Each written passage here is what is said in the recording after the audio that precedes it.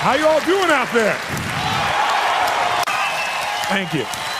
Thank you. Thank you. I'm honored and I'm blown away, even though this is my 25th year plus doing this. I've been doing this for a quarter of a century now, which is quite amazing for me in the process. Thank you.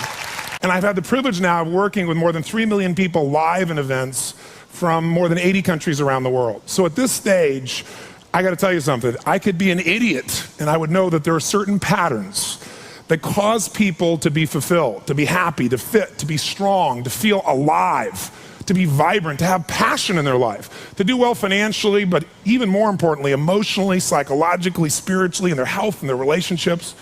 And there are also patterns that make people frustrated, overwhelmed, depressed, sad, lonely, cause them to be struggling financially, struggling with their body, struggling intimately.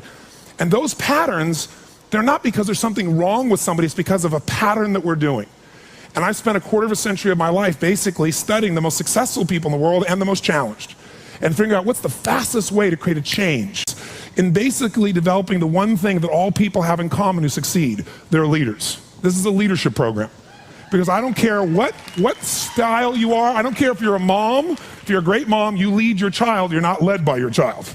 Or a great dad. If you're a great business person, you're a great salesperson, you're a great negotiator, you're a great anything, you're a great human being. This has been my entire life's obsession. What makes the difference in people's lives? And that leadership component, as I say, doesn't always mean somebody follows you. A leader is somebody who lives life on their terms, that you will never settle for less than you can be or share or give or create. It's not what we get that makes us happy, it's who we become. How we live our life, who we are as a person. People can take away all the things, but who you become, no one can take away. And the problem is most of us are trying to be something we're not.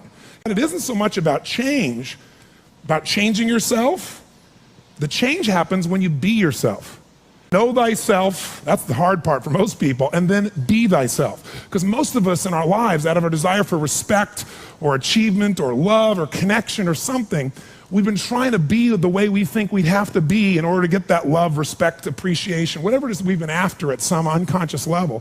And we've been doing it so long that we think that this is who we are. Because success without fulfillment is failure. And I can't tell you how many people I work with who are supposedly the best in the world at what they do, and they have more money than they can spend, and they have all these people that love and respect them, and yet they're unhappy inside. Because if you want to know what's really you, where you're going to be alive is when it's really you.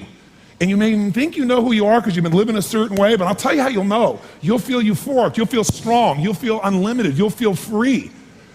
I have seen, out of 3 million people around this earth in 80 countries, I've seen just about anything you can see, and there are only so many patterns. And what you're going to find underneath all of this behavior is we have the same needs.